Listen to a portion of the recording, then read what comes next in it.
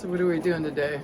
Well, as you can tell from the red lamp that's inside my RV horse trailer, that I'm inside today because it's just been a pretty wet spring. It's pretty much rained like cats and dogs out there with limited opportunity to do farming activities. However, I do reserve things to do inside. Like today I'm going to go out and continue paneling my barn with plywood. But in coming inside, I made myself a multiple egg omelet, and I wanted to give a little tribute to my chickens and talk a little bit about how amazing inflation is and how the devaluation of the dollar over time does affect us. I remember I was about 3 or 4 in 1970, and we would go down to the chicken farm, and that was the time when white chickens were put in cages. And you know, the cages were above my height, but of course I was like 3 or 4, so they were probably like up by 3 feet, 4 feet. And they'd let us go in and look at the different chickens, which was kind of like a field trip every time my mom and I would go buy eggs down the road. And she would buy fertilized chicken eggs for 10 cents for a dozen for the cats.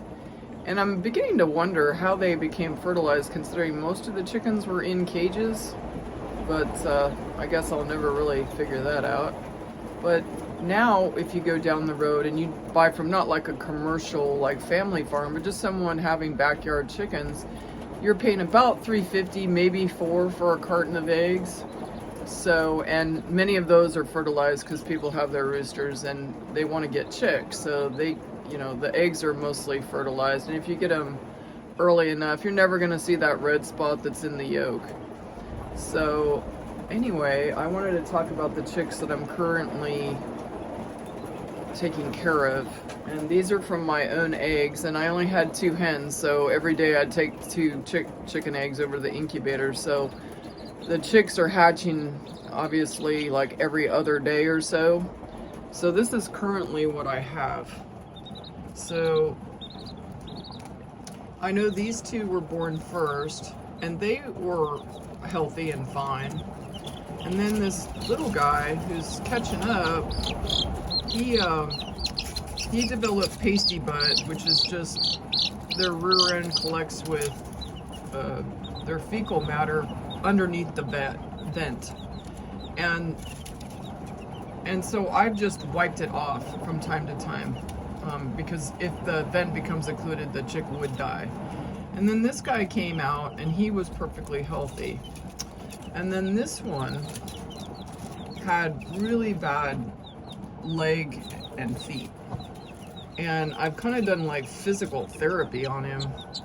And you know, you can tell that the leg is curled under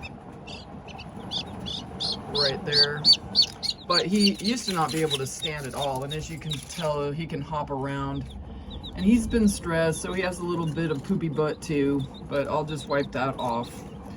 And now his toes are still in a claw formation, but I kind of hemmed and hawed about whether I should put tape between the 2 legs and kind of like crutch him up. And it seems like his femur, his leg, has now gotten the right width. It's just his feet. So I'm assuming that he will recover just like this little one did that was really matted down with amniotic fluid. And his leg was in much worse position, but he recovered a little bit faster. So that's the update on the chicks. So currently I have 5. I just checked the incubator. Nobody else looks like they're about ready to hatch out.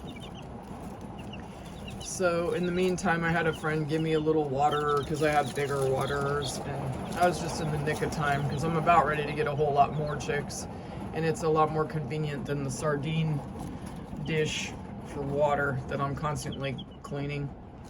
So this is a little bit better in that the leaves won't go in the dish pan as fast. So that's what we're doing today. Working on an indoor project in the barn, and just checking up on the chicks. Just to give you a little more information if you're raising chicks now, because it is spring, that really common things are the legs that are a little bit non-usable initially, and for the most part the chicks will solve it themselves, but if you have to, you can always put a little bit of like wrap around their legs, make it the same width to stabilize them so they can actually get up on their legs. And the poopy butt, which is or pasty butt, whatever you want to call it, just free it up, clean it off, and that should do it just fine. Anyway, have a good day and bye for now.